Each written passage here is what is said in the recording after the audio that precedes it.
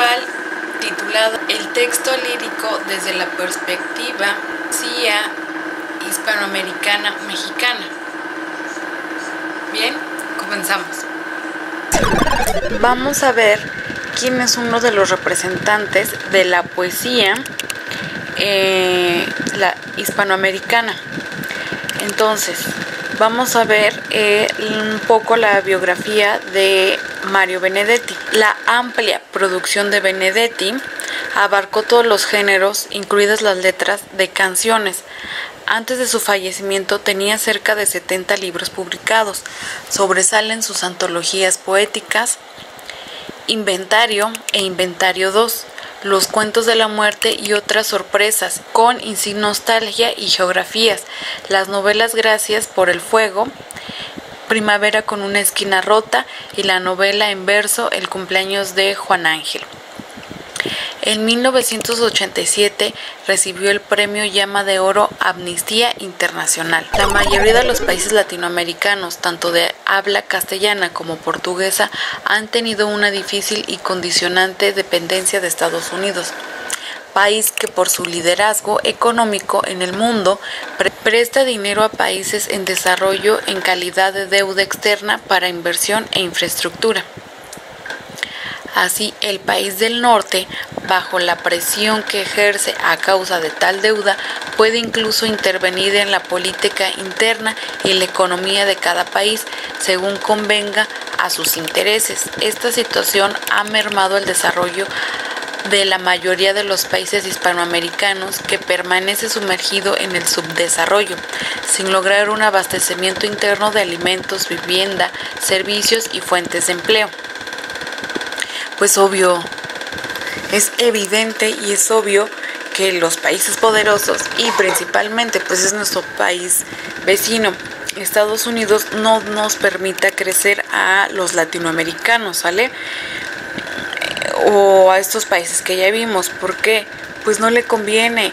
Ya lo había repetido en algunos videos o clases, que no le conviene a ningún país de potencia económica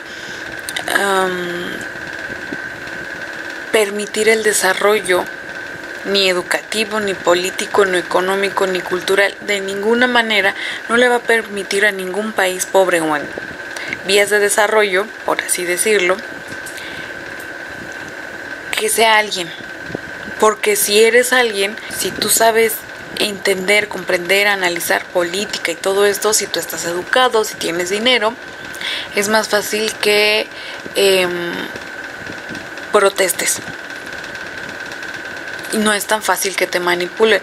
Entonces, ¿qué es lo que quieren? Pues pídanme todo el dinero que ustedes quieran y yo así, pues no, como no me has pagado, pero mira, no me has pagado, pero yo puedo decidir quién es tu presidente. Yo puedo decidir quiénes son tus gobernadores. Yo puedo decidir qué tipo de educación le vas a dar a tu país, a tu pueblo. Yo puedo decidir qué tipo de infraestructura van a tener, qué tipo de tecnología van a tener. Eso es lo que te está diciendo básicamente. Ningún país económicamente rico y en este momento ningún país americano o Estados Unidos le va a permitir a México crecer de ninguna manera.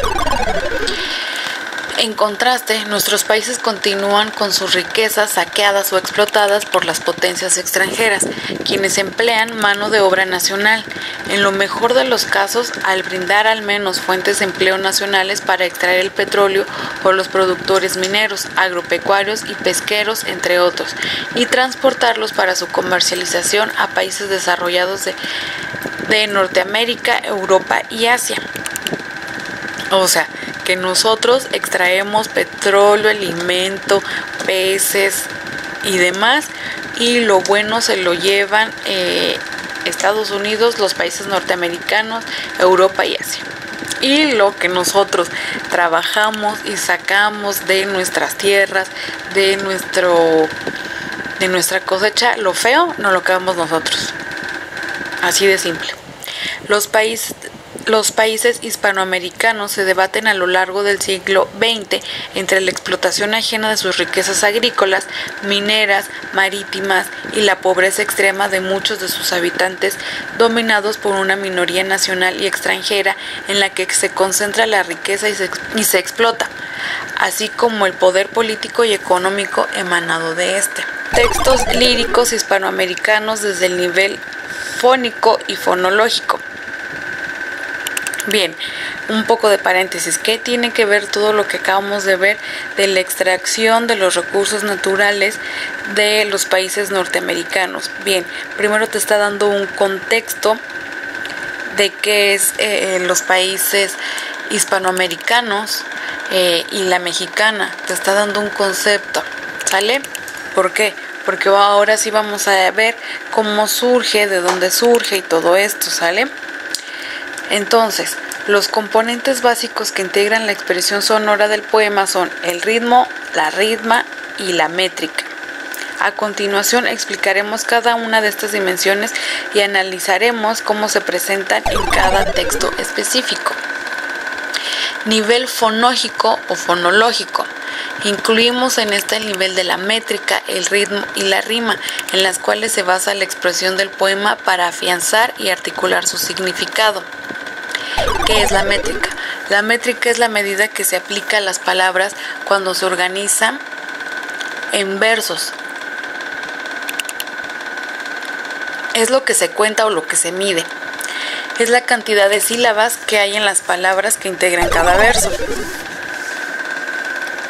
No siempre el número de las sílabas del verso coincide con las sílabas gramaticales, pues la métrica implica algunas reglas y licencias que permiten un conteo distinto, de acuerdo con la sonoridad de las palabras y el ritmo con la que se dicen. En ocasiones, una coma a mitad del verso hace un ritmo más lento y por ello puede sumarse una sílaba más. Así es necesario ajustarse a una medida regular, es decir, el mismo número de sílabas por verso es una estrofa. Pero en los casos en que la medida de un verso es regular, puede dejar de sumarse la sílaba de la coma para no romper o desajustar esa regularidad. Toda regla se utiliza si solo permite regularizar el patrón métrico que es dominante en su poema. Bien, ya había mencionado que hay diferentes tipos de sílaba. Sale de 5 sílabas se llama pentasílabas, de 6 hexasílabas y así sucesivamente hasta 11 o 12 sílabas. Bien, entonces, ¿qué es la métrica? ¿Qué es lo que se está refiriendo con métrica? Porque mucho verbo, ¿sale? Pero pues no entendemos. Entonces, te está diciendo cada sílaba es la separación, ¿sale? De una letra. Entonces, con 10 cañones por banda. Con es una sílaba. 10 es otra. Cañones es otra sílaba por banda. Y si los contamos 1, 2, 3, 4, 5, 6, 7, 8, eso es una sílaba, es lo que te está diciendo. Ahora, la que te está diciendo 7 más 1 son suman una sílaba, que no son 8. Un velero bergantín. ¿Por qué? Porque hay un signo de puntuación. Por eso te está diciendo 7 más 1. Un velero bergantín. Y lo mismo pasa con las otras. Hay un punto. 7 más 1 en la parte final del uno al otro con fin. Entonces es lo que te está diciendo. Cada vez que hay un punto no se cuenta como si fuera 8. ¿Sale? Se cuenta 7 más 1 porque está el signo de puntuación. Es lo que te está diciendo que es la métrica. ¿Por qué? Porque cada poema debe de tener esta métrica. Debe de tener un equilibrio. O sea, no puede tener 8 sílabas, luego 5, luego 4, luego 3, luego 11. No hay un equilibrio lógico. Te está diciendo, debe de tener forzosamente un equilibrio. Bien. Continuamos. Licencia poética. ¿A qué se refiere con licencia poética? Se conoce como licencia poética al conjunto de libertades que se toma el poeta al componer sus creaciones. Tales licencias pueden afectar el significado, la forma de expresión y la estructura general del poema. En el caso de la métrica, las libertades del poeta se centran en la forma de expresión, en la poesía en español, en la relación con la disposición de las sílabas. Un procedimiento frecuente para ajustar la medida silábica del verso es la cinéfala. ¿Qué dijo? Bien, aquí te está diciendo, pues las licencias poéticas es que el poeta toma sus propias decisiones. ¿Cuáles decisiones? Pues puede romper un poco estas reglas de lo que les estoy diciendo, del equilibrio o del verso o de la prosa o del ritmo, dependiendo, Él se toma algunas libertades, no todas, o sí puede ser que todas, pero debe de ser muy inteligente. Si va a romper estas licencias debe de ser sumamente inteligente para que el poema cuadre. Vuelvo a repetir, no nada más es escribir lo que tú sientes. Tiene una estructura, debe de tener una coherencia y una lógica. Todo tiene un proceso. Entonces, también te está diciendo, pues la forma en que lo expresa también es esto, ¿no? La forma en que él se va a ajustar a las medidas o a las palabras silábicas de un verso. Y te está diciendo, esto se llama sinelefa, la combinación de sílaba con la unión de dos sílabas. Entonces, ¿qué es la cinéfala? Consiste en la unión de dos sílabas. En una, cuando la vocal final de una palabra se asimila a la vocal inicial de la siguiente. ¿Cuál es el ejemplo? Dime qué pasos te siguieron a estas tierras, cómo abandonaste tu gracia de el elegido, tu misterio de humildad que suplicas te agobian desde entonces. Diciendo la unión de dos sílabas.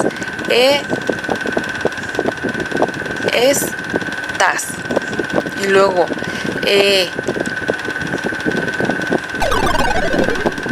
Bien, entonces, otras libertades poéticas que se explican respecto a la métrica son sumar una sílaba más. Si la sílaba final del verso está acentuada, y restar una sílaba si esta no está acentuada. La idea que se sigue aquí es que la fuerza del sonido se duplica con la sílaba acentuada y se reducen sílabas átonas, las que no están acentuadas. Estos ajustes permiten apreciar una regularidad métrica en la estrofa, donde podría apreciarse versos de medida semejante o regular. Entonces te está diciendo, aquí vamos a ver otro equilibrio. Las que no están acentuadas podemos agregarle una sílaba más, sumarle una sílaba más, pero que sí esté acentuada, imaginariamente, aunque sea. Podemos tener básicamente dos clases de versos según su medida silábica, según su métrica. Dependiendo del número de sílabas por verso, se llaman verso de arte mayor y la segunda se llama verso de arte menor, que es la que tiene 8 sílabas menos, y la de arte mayor es la que tiene 9 o sílabas más. ¿Cómo es esto? Pues es lo que les estaba diciendo. Eneasílabo son 9 sílabos, decasílabo 10, endecasílabo, dodecasílabo, tridecasílabo. De 14 versos se llama alejandrino y pentadecasílabo es de 15. Esos son los versos de arte mayor. ¿Cuáles son los menores? Los versos menores de 8, de 7, de 6, de 5, de 4, de 3 y bisílabo de 2. ¿Sale? Así sucesivamente. Entonces, ¿cuál es el famoso ritmo? El ritmo es un concepto que viene de la música y se aplica al lenguaje, en tanto este se manifiesta a través de su materialidad sonora. En música, el ritmo se refiere a la organización de los tonos musicales en el tiempo. Implica aspectos como compás, medida y tiempo y precisión de medida, así como la estructura de notas largas y cortas. La palabra ritmo deriva de una expresión griega que significa fluir, porque su efecto es justamente crear una suerte de fluctuación. Entonces, todo esto que es ritmo es muy fácil.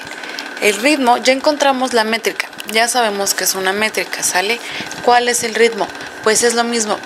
Aquí pongo un ejemplo. Tu curva humilde forma silenciosa y termina osa.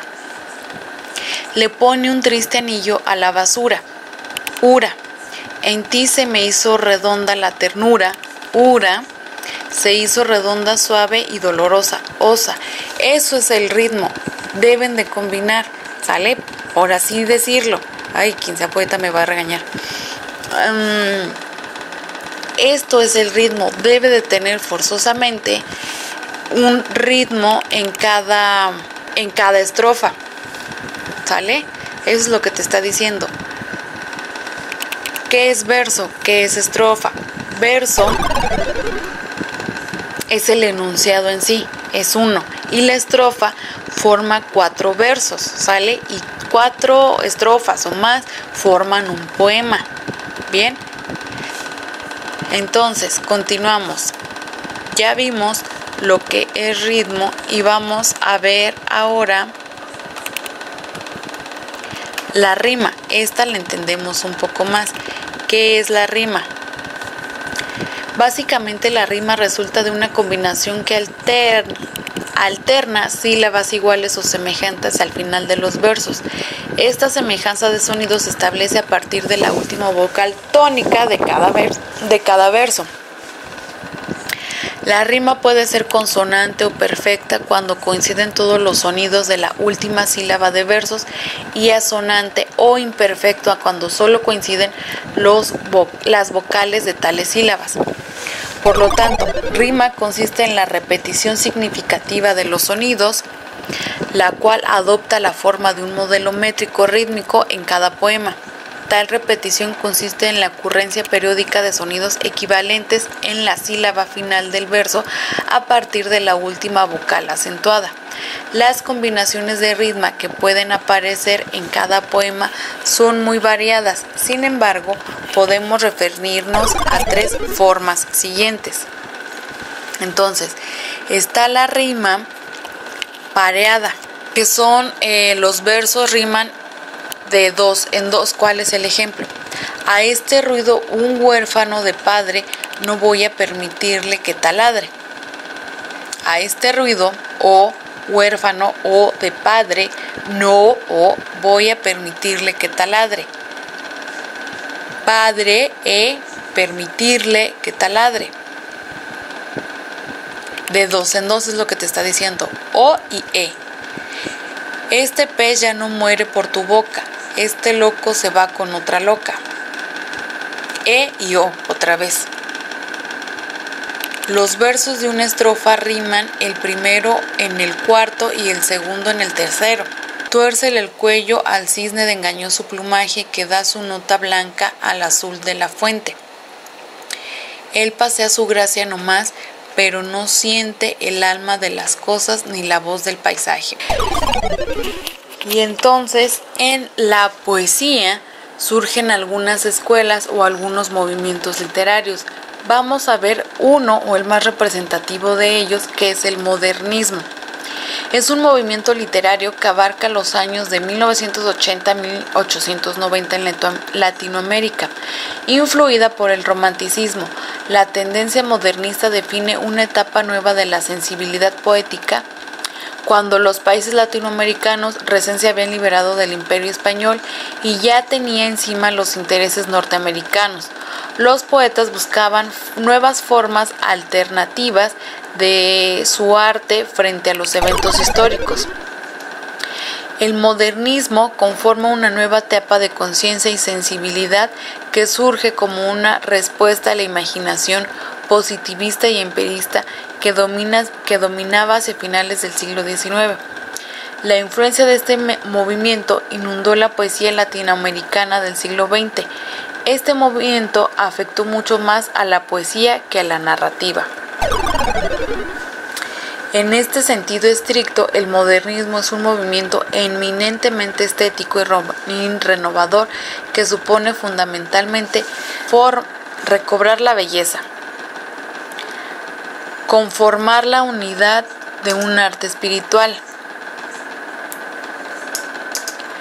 una actitud de cambio y renovación de la creación poética.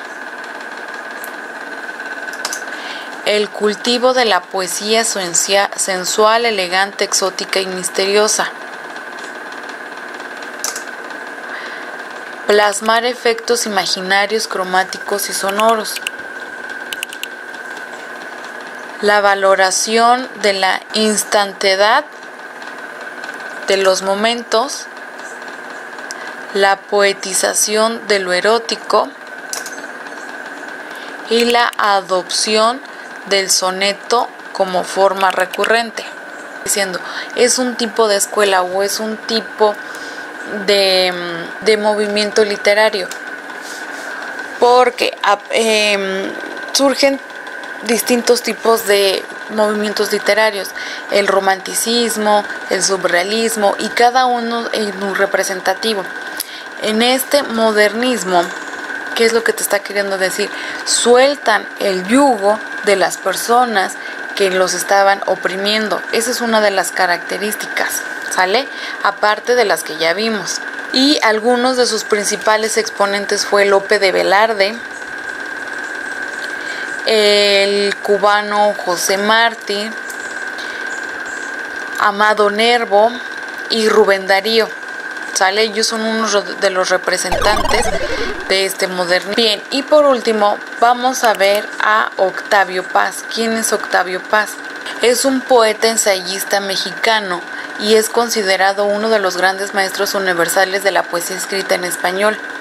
Paz va desde las raíces de la cultura nacional, por ejemplo, los ensayos de México como El laberinto de la soledad, a las expresiones más trascendentales que conmueve a cualquier ser humano, sea hispano o no, sobre todo en su abundante obra lírica que abarca varios tomos.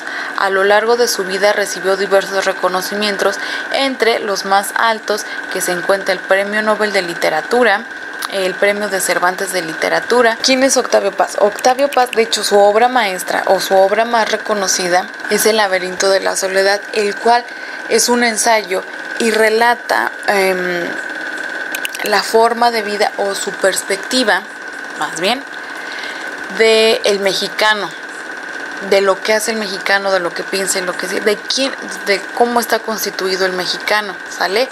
Aparte de tener poemas también muy reconocidos. Él es Octavio Paz, él es un gran... Bien, y así es como concluimos la clase. Pues nada, nos vemos la próxima.